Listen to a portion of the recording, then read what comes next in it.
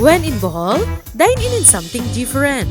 Sulayi ang authentic farm-to-table experience nga organic foods, nga walay fats, no cholesterol, low in calories, and very low sa sodium.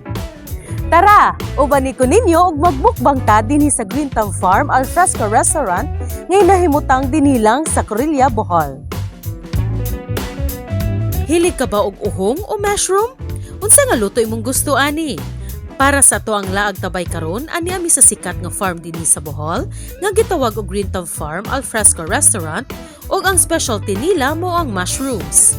Perfect for vegetarians o sa mga ganahan ug healthy lifestyle. Kining farm sa Bohol nga ang mga lutong pagkaon puro mushrooms.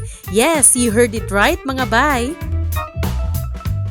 We're serving 95% dishes out from the mushroom. So from the soup to the main course to the pasta to the drinks and even the pinipig. Na siya mushroom. Yun ana ka-versatile ang mushroom. Fresh from the backyard ang mga mushrooms nila. Ug aduna pa sila free tour sa ilang mushroom production area.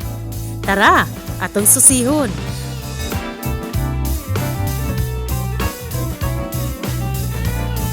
Aduna sila pink oyster mushrooms and milky white mushrooms nga rich in minerals, rich in vitamin D, ug makaboost pagyud sa immune system nato.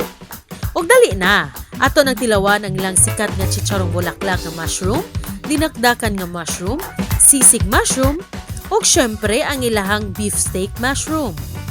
Ug kung snacks lang inyong gusto, napod sila pizza mushroom, burger mushroom, nga perfect pair silang OP shake.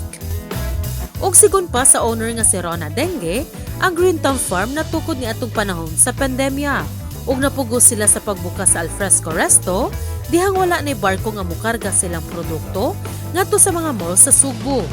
Ang Green Thumb Farm nalakip na karon sa Department of Tourism nga under sa Farm, Fork, Fitness, Faith and Culinary Circuit. When you visit Bohol, try to drop by Green Thumb Farm and try to dig in our mushroom dishes. Unsa pa inyong gihuwat? Duawan na ang Green Thumb Farm, dili lang lamian nga pagkaon ang anaa dinhi, mawala pa gid mo stress sa kanindot sa lugar.